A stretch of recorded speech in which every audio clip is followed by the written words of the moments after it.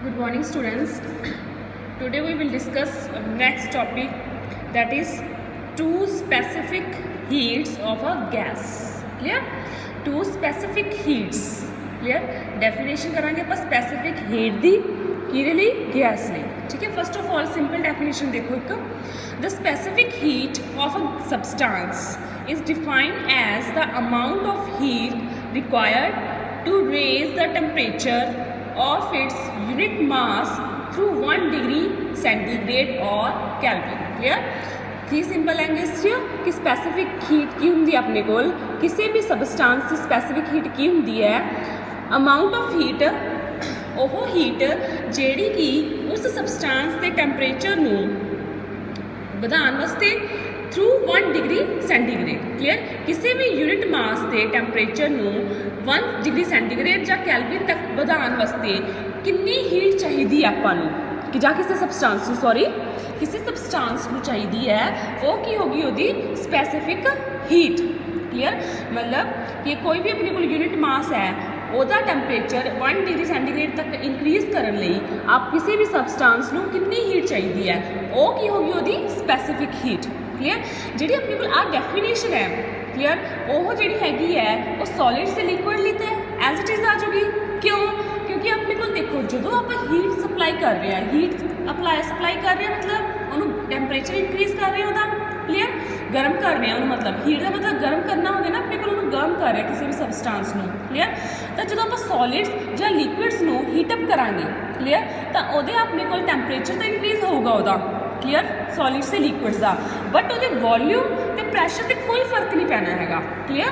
It is हम देखो it is because when heat is supplied to a solid और liquid it goes in to produce an increase in temperature only without causing any practical change its volume and pressure. Clear? Simple language simple ही तुम अपने को home के भी अपने को अपने की कर एक्सपेरिमेंट करके देख सकते हो कि जब भी आप किसी भी सॉलिड या किसी लिक्विड ਨੂੰ ਹੀਟਅਪ ਕਰਦੇ ਹੈ ਗਰਮ ਕਰਦੇ ਹੈ ਤਾਂ ਉਹਦਾ ਟੈਂਪਰੇਚਰ ਇੰਕਰੀਜ਼ ਹੋ ਜਾਂਦਾ ਹੈ ਨਾ ਕਿ ਉਹਦਾ ਵੋਲਿਊਮ ਜਾਂ ਪ੍ਰੈਸ਼ਰ ਇੰਕਰੀਜ਼ ਹੁੰਦਾ ਆਪਣੇ ਕੋਲ ਜਾਂ ਉਹਦੇ ਪਰ ਕੋਈ ਚੇਂਜ ਆਉਂਦਾ ਇੰਕਰੀਜ਼ ਡਿਕਰੀਜ਼ ਹੁੰਦਾ ਆਪਣੇ ਕੋਲ. ਠੀਕ बट गैसिस के केस च उल्टा है. गैसिस के केस च अलग है. अलग किमें कि जो आप किसी भी गैस में कोई भी गैस है उन्होंने आप हीटअप करांगे. क्लीयर? उन्होंने आप हीट सप्लाई करा हीट की सप्लाई देवांगे उन्होंने तो वो अपने को प्रैशर तो वॉल्यूम दोनों चेंज आऊगा. लिक्विड तो सॉलिड्स के विच प्रैशर तो वॉल्यूम के कोई चेंज नहीं आना सिर्फ वो टैंपरेचर इंक्रीज़ होगा.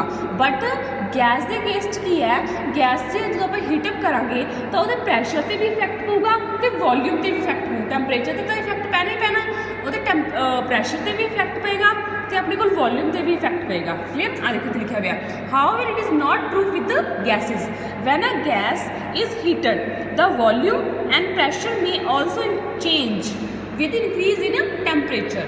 क्लीयर?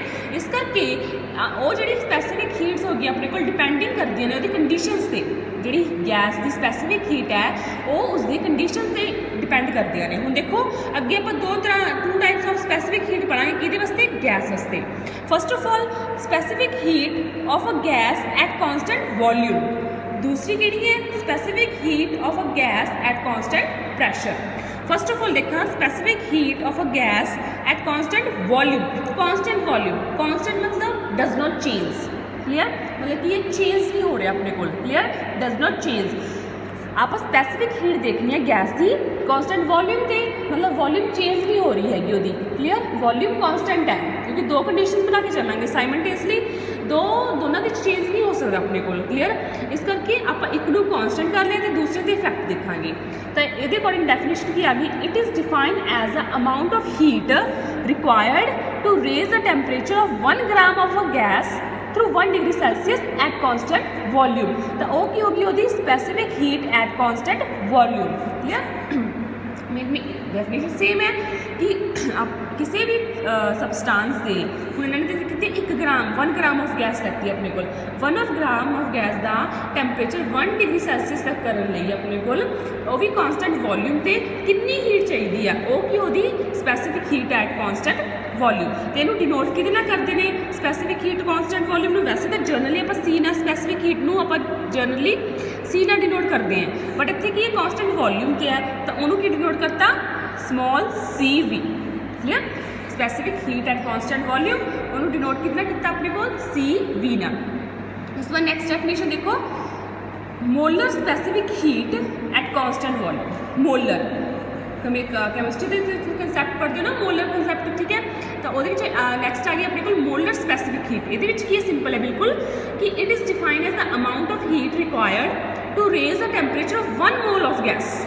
ठीक है, मोलर के फर्क आ गया, इतने आप कितना लेता 1 मोल ऑफ गैस, इतने कितना लेता सी 1 ग्राम ऑफ गैस, इतने 1 मोल ले लिया गैस का through 1 degree Celsius eight constant volume. तो इनू कि डिनोट करते हैं कैपिटल सी नाल वी नाल। ठीक है, उस बाद नैक्सट देखो definition, if relation if M is the molecular weight of the gas then, अगर अपने को जो कैपिटल एम है मॉलिक्यूलर वेट है गैस का, तो अपने को जी मोलर स्पैसिफिक हीट है वो कि आ जूगी स्पैसिफिक हीट दे ते मल्टीप्लाई कर देंगे उन्होंने मॉलिक्यूलर वेट दे। ठीक है, तो रिलेशन आ गया। उस बाद सैकेंड टाइप की है specific heat of a gas at constant pressure. मतलब कॉन्स्टेंट प्रैशर से कर रहे हैं, constant pressure मीनस does not change, constant मीनस does not change.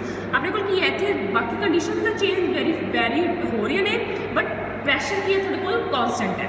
It is defined as the amount of heat required to raise the temperature of 1 gram of gas. Simple वही 1 gram of gas का temperature increase करने लिए अपने को through 1 degree Celsius constant pressure से वो कि होगी specific heat at constant pressure. इनू डिनोट करते हैं सी पी। देखो इनू सी बी नाल करते सी स्पैसिफिक हीट नू सी नाल, वी मतलब कॉन्स्टेंट वॉल्यूम, इनू C P, C means specific heat, P लगाता सबस्क्रिप्ट के मतलब कॉन्स्टेंट प्रैशर।